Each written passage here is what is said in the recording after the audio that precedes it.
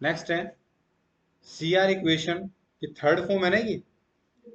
एक तो Cartesian u x v y u y minus v x, एक z bar की फॉर्म में d f upon d z bar is equal to zero, और ये है पोलर फॉर्म।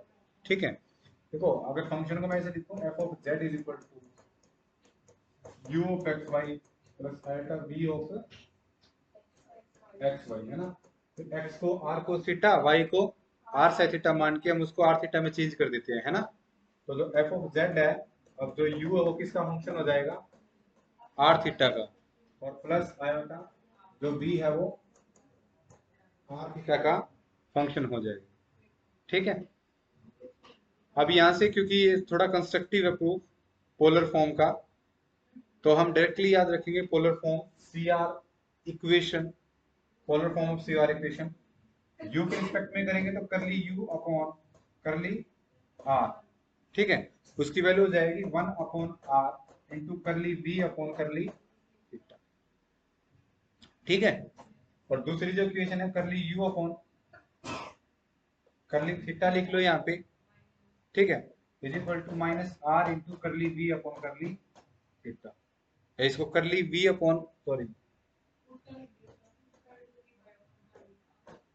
आर, या इसको ऐसे लिख सकते हैं curly v upon curly r is equal to minus 1 upon r into curly u upon curly theta. तो ये जो इक्वेशन होती है इनको हम सी आर इक्वेशन बोलते हैं इन पोलर फॉर्म। ओके, इस सेकंड इक्वेशन को ऐसे लिख सकता हूँ मैं curly v upon curly r is equal to minus 1 upon r into curly u upon curly theta. अगर 1 बाय आर की फॉर्म में लिखना तो ऐसे लिख।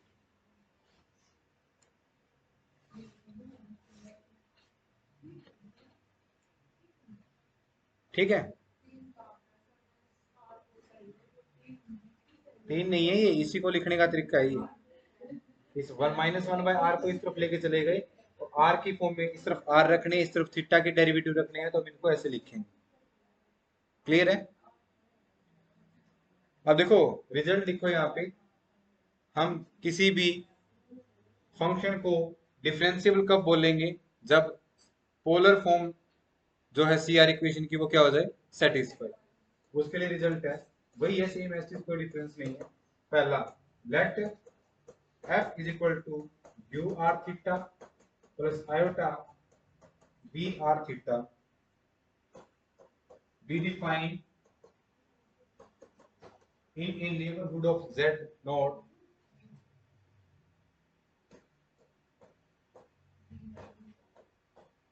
such that first u r b r u theta v theta exist in neighborhood of z naught। second है u r b r u theta v theta is continuous in at z is equal to z naught। इस point पे continuous हो, और जो third है वो सी R equation satisfy कर रहे हो। ठीक है, satisfy CR equation at z is equal to z।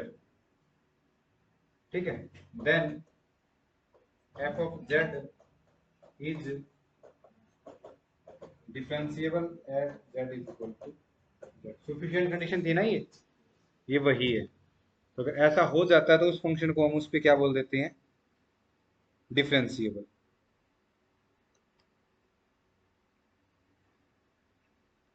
हमें तुमसे क्वेश्चन पूछने लग जाऊं कि f of z is equal to function है r cos theta plus iota r, ये किन पॉइंट पे फंक्शन डिफरेंशिएबल होगा, कॉम्प्लेक्स प्लेन में किन पॉइंट पे फंक्शन एनालिटिक होगा, मतलब ये पूछ लिया एनालिटिक कहाँ होगा।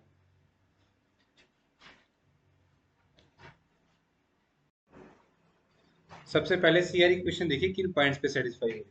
तो देखो यहाँ से u की वैल्यू कितनी आ गई, r cos थीटा, v की वैल्यू r, u r की वैल्यू कितनी आ गई cos थीटा, u थीटा की वैल्यू कितनी आ गई minus r sin theta, v r की वैल्यू कितनी आ गई 1, v थीटा की value 0।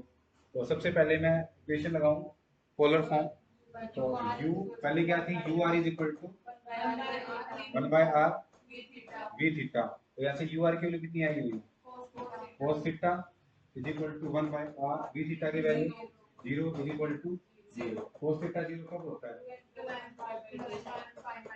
π/2 n belongs to integer. ठीक है, ये आ गया। मतलब थीटा की वैल्यू जब ये होगी ना तभी पोलर फॉर्म जो है ये सेटिस्फाई होगी। ठीक है, अब आते हैं सेकंड पे। सेकंड में क्या होता है, u theta is equal to minus r into v r. U theta कितना है, minus r sine theta is equal to minus r into 1। ये हो गया, माइनस से माइनस कैंसिल, आर से आर किया था ना साइन थीटा 1, तो इसका मतलब theta is equal to 4n plus 1 into पाई।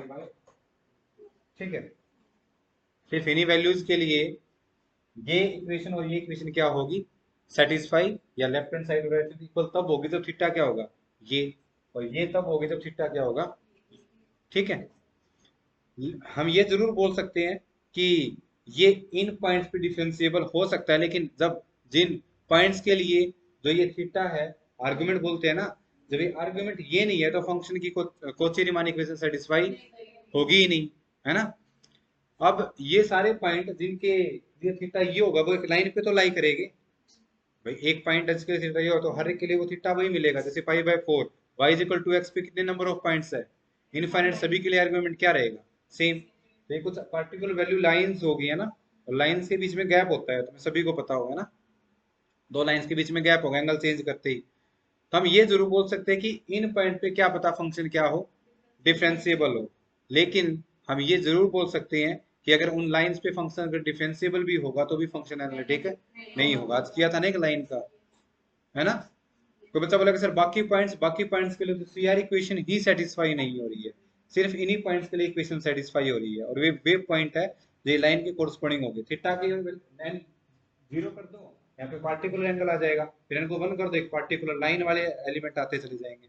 और लाइन पे तुम कोई भी डिस्क बनाओगे, लाइन में क्या होगा, गैप। लाइन की पे आप कोई भी एलिमेंट पे नंबर पे अगर आप डिस्क बनाओगे तो उस डिस्क के अंदर इनफिनिटली मेनी पॉइंट्स ऐसे होंगे जिन पे फंक्शन क्या नहीं है, डेरिवेबल नहीं है, डिफरेंशिएबल नहीं है। इसका मतलब किसी भी पॉइंट पे फंक्शन क्या नहीं होगा, एनालिटिक नहीं होगा।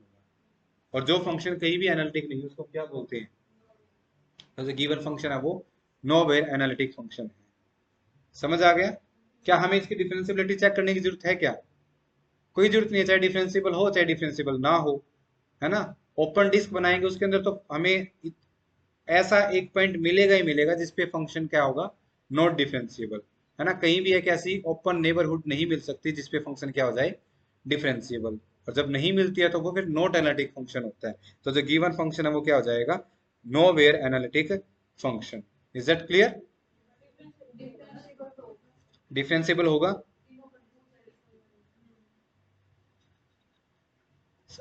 सिर्फ 0 पे नहीं होगा, है ना, सिर्फ 0 पे नहीं होगा, बाकी सारे पॉइंट पे डिफरेंशिएबल होगा ही। बाकी में तो कोई दिक्कत ही नहीं है, 0 पे होगा क्या,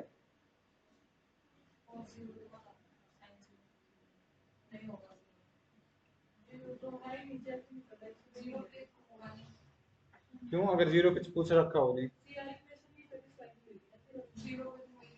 क्यों नहीं होगी, नहीं होगी। अच्छा, 0 पे सीआर इक्वेशन सेटिस्फाई नहीं होगी, ठीक है।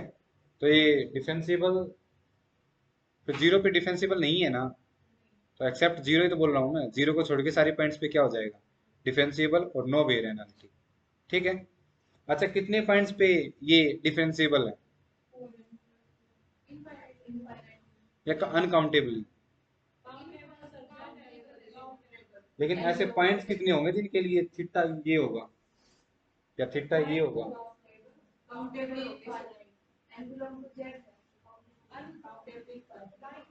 ये एक पॉइंट थोड़े है, ये तो वो सारे कॉम्प्लेक्स नंबर है जिनके लिए थीटा ये होगा। अब मैं तुम्हें ये बोल दूं कि ये है, ये इनके लिए ऐसे कितने पॉइंट है जिनके लिए थीटा π/4 है, अनकाउंटेबल। ये वही तो है थीटा 2n+1 4n+1 π/2, है ना। तो ये कितने पॉइंट्स है, अनकाउंटेबल। अनकाउंटेबल मैनी पॉइंट्स पे फंक्शन डिफरेंशिएबल है, लेकिन फिर भी एनालिटिक एक भी पॉइंट पे नहीं। ठीक है, नेक्स्ट क्वेश्चन कीजिए। क्वेश्चन है e raise to power z, f of z is equal to e raise to power z। ये बताना है कि ये पॉइंट जो फंक्शन है ये कहाँ कहाँ एनालिटिक है, किन किन पॉइंट्स पे फंक्शन एनालिटिक है ये बताना है। इसको ब्रेक कर दो ना, I can write it as e raise to power x plus iota y e की power x cos y plus iota e की पावर x sin y। ठीक है, वैसे भी हो जाएगा course df upon dz bar करूंगा विच 0, है ना।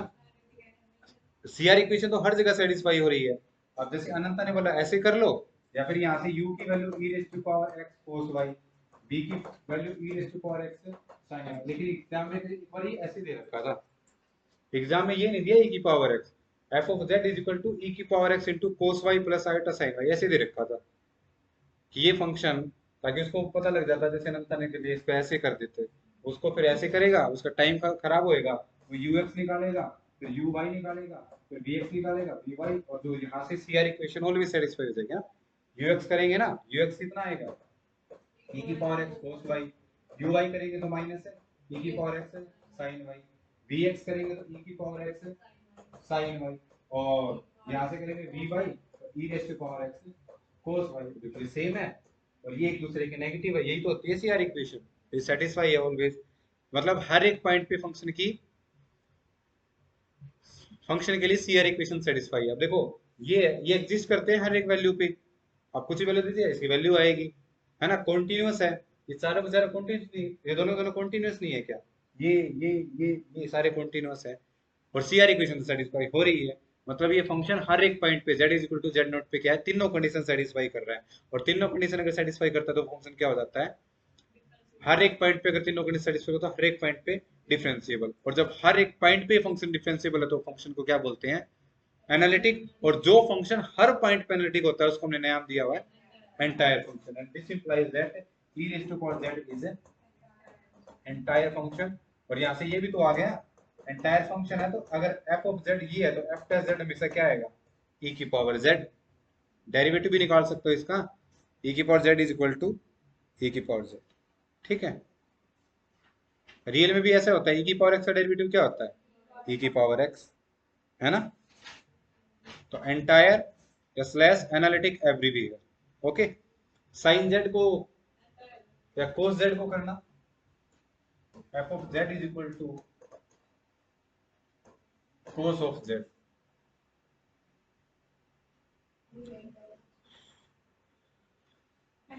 एंटायर होता है, सीआर इक्वेशन हर पॉइंट पे सेटिस्फाई करती है। एक्सपेंड करेंगे तो एक साइन फंक्शन, तो साइन हाइपरबोलिक वो फंक्शन आएंगे वो ऑलवेज कॉन्टिन्यूअस होते हैं, एग्जिस्ट करते हैं, है ना। इसका मतलब given function is entire function, okay. Even सारे के सारे जो फंक्शन होते हैं ट्रिग्नोमेट्री फंक्शन सारे एंटायर नहीं होते हैं, हाँ सारे सारे एंटायर फंक्शन नहीं होते, सिर्फ साइन और कोस होता है। सिकेंट है वो 1 बाय कोस आएगा, जहां जहां कोस 0 होगा वो फंक्शन डिफाइन ही नहीं होगा वहां पे। कोसिकेंट है 1 बाय कोस, 1 बाय साइन होगा, साइन फंक्शन जहां जहां 0 होगा वहां फंक्शन एग्जिस्ट ही नहीं करेगा, तो एंटायर कहां से हो गया। टेंजेंट जेड है, जहां जहां कोस जेड 0 होगा वहां पे फंक्शन एग्जिस्ट ही नहीं करेगा, एंटायर कहां से होगा। कोट जेड है, जहां जहां पे कोस जेड 0 होगा वहां पे फंक्शन एग्जिस्ट ही नहीं करेगा, तो एंटायर नहीं होगा। तो सिर्फ sine z and cos z trigonometry function है वो क्या होती है, एंटायर फंक्शन होती है। ठीक है, दूसरे ये घर पे जो करोगे आप, f of z is equal to sine hyperbolic z, और एक f of z is equal to this function are also entire. ये हाइपरबोलिक साइन एंड कोसाइन किए थे ना, ये फंक्शन भी एंटायर फंक्शन होते हैं, ओके।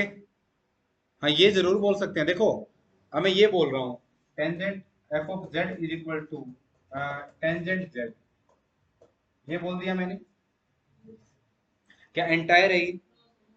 लेकिन मैं ये जरूर बोल सकता हूँ कि जो फंक्शन है वो डिफरेंशिएबल होता है उसकी डोमेन पे, डोमेन मतलब जहां फंक्शन एग्जिस्ट करता हो। अब देखो यहाँ पे है टेंजेंट जेड को मैं क्या लिखूंगा, sine z upon cos z. अब जहां जहां कोस जेड क्या होगा, 0 कहाँ होता है, 2n प्लस 1 इंटू, अब इन पॉइंट को छोड़ के तो टेंजेंट को कोई दिक्कत है ही नहीं, उन पे तो फंक्शन क्या हो जाएगा, डिफरेंशिएबल, इन पे तो फंक्शन एग्जिस्ट ही नहीं करता। सिमिलरली अगर मैं सीकेंट की बात करूं, secant z is equal to 1 upon cos z, अब cos z 0 कब होगा, यही आ जाएगा ना। इस फंक्शन को सेकंड z को सिर्फ इन पॉइंट्स पे प्रॉब्लम है, बाकी पॉइंट्स पे तो कोई प्रॉब्लम है ही नहीं, इसका मतलब बाकी पॉइंट्स पे क्या हो जाएगा, ये डेरिवेबल डिफरेंशिएबल, ठीक है। तो क्या ये बोल दूं कि all trigonometry function are derivable on its domain या differentiable on its domain. Domain मतलब जहां जहां उनकी वैल्यू क्या करती है, एग्जिस्ट करती है, उसमें तो कोई दिक्कत नहीं है उन पर, लेकिन एंटायर होने की कोई जरूरी नहीं है, एंटायर सिर्फ दो होंगे, एक तो साइन जेड और एक कोस जेड,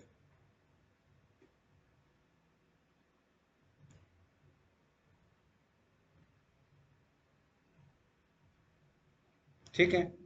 अच्छा next, f of z is equal to constant, ये फंक्शन बताओ कहाँ कहाँ एनालिटिक है, सारी जगह।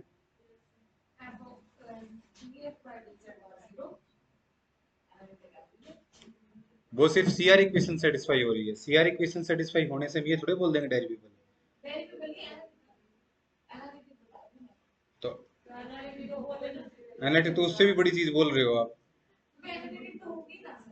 अच्छा सीआर इक्वेशन ही तो सेटिस्फाई हुई है, सीआर इक्वेशन सेटिस्फाई होने से ये थोड़े बोल देंगे एनालिटिक या डेरिवेबल, हो सकते हैं, बोल सकते हैं, या जिन पॉइंट पे नहीं हो रही सेटिस्फाई तो हम बोलेंगे वहां पे डिफरेंशिएबल नहीं है, ऑफ कोर्स फिर वहां पे एनालिटिक भी नहीं है ना।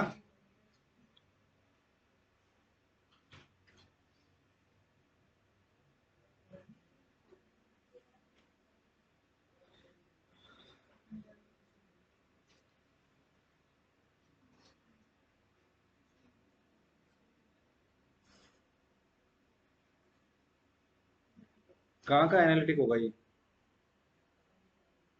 इस टाइप के फंक्शन है ये,